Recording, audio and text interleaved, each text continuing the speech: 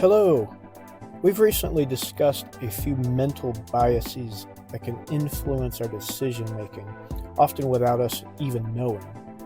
Today, we're going to discuss a powerful mental trap that can influence nearly every financial decision we make. It's called anchoring bias. We're going to look at how anchoring bias impacts our spending, investing, and big financial choices. And most importantly, how we can overcome that bias using wisdom, discernment, and biblical principles. I'm here to provoke you to good works. Thanks for joining me.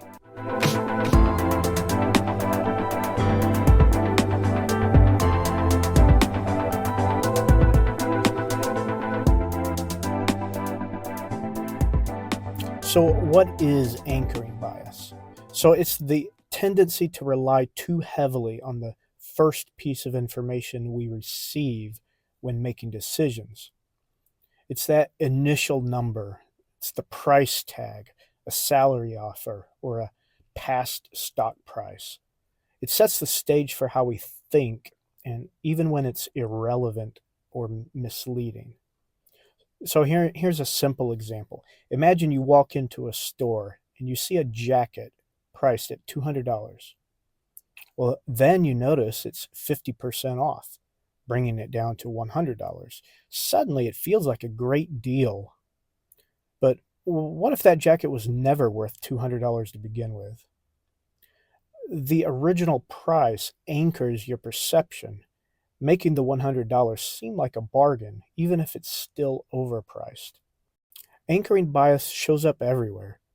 In negotiations, where the first salary offer or price suggested influences the entire discussion. So in investing, where people might hold on to a stock simply because they paid a higher price for it, or real estate, where home buyers fixate on listing prices instead of market value.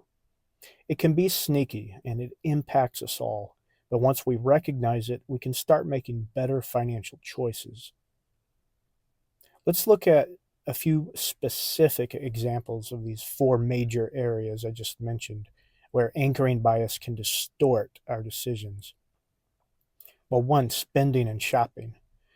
Retailers intentionally use anchoring frequently.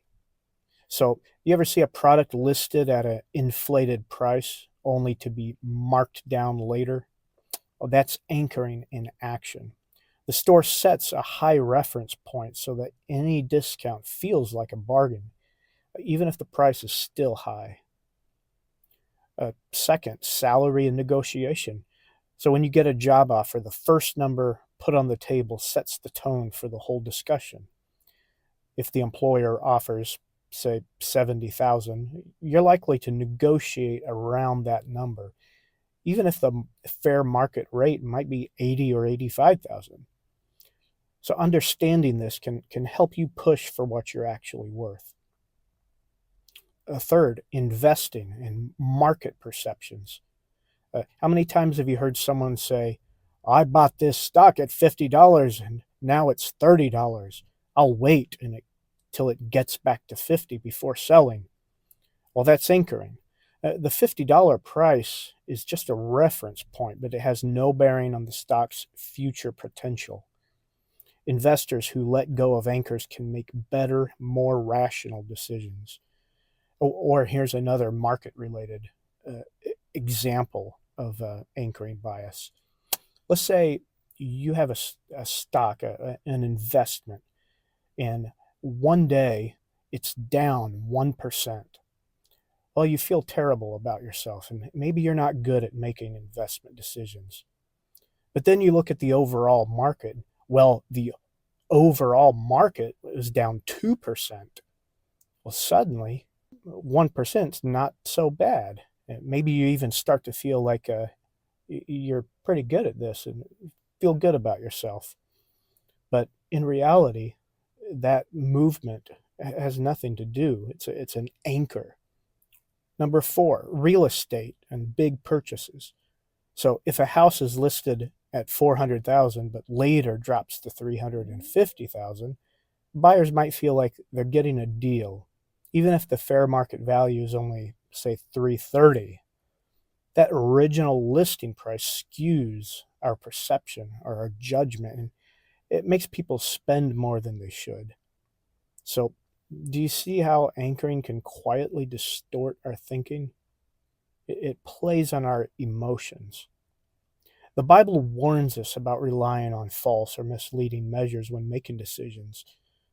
Proverbs 11, verse 1 says, "A false balance is an abomination to the Lord, but a just weight is his delight."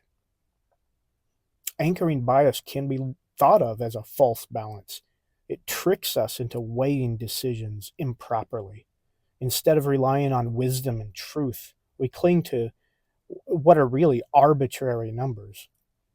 Rather than being anchored to a worldly reference point, we should anchor ourselves to God's principles.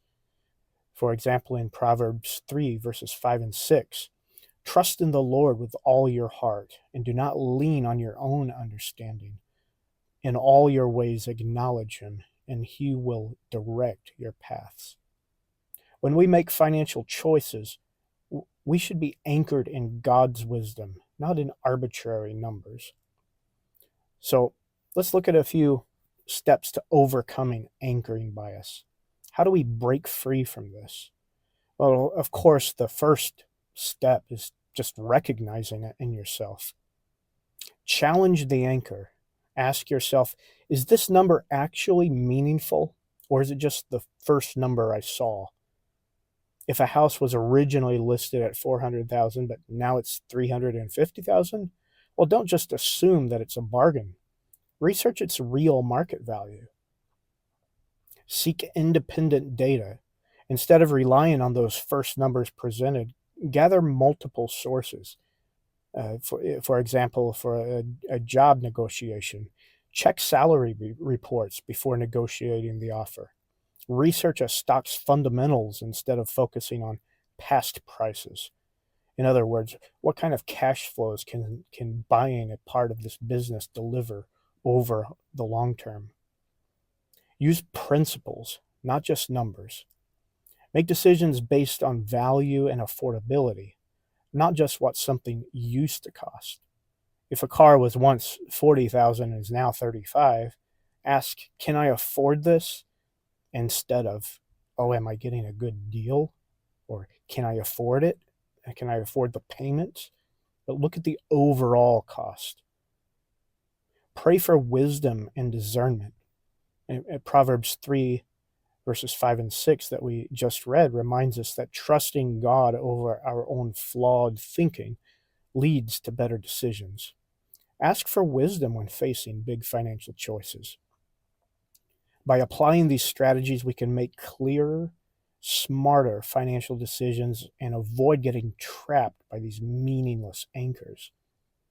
So the next time you face a financial decision, pause and ask yourself, am I making this decision based on wisdom, or am I stuck on this arbitrary number? I encourage you to take a look at your finances this week and identify one area where anchoring bias might be influencing your decisions. And of course, recognizing a problem is halfway towards solving it.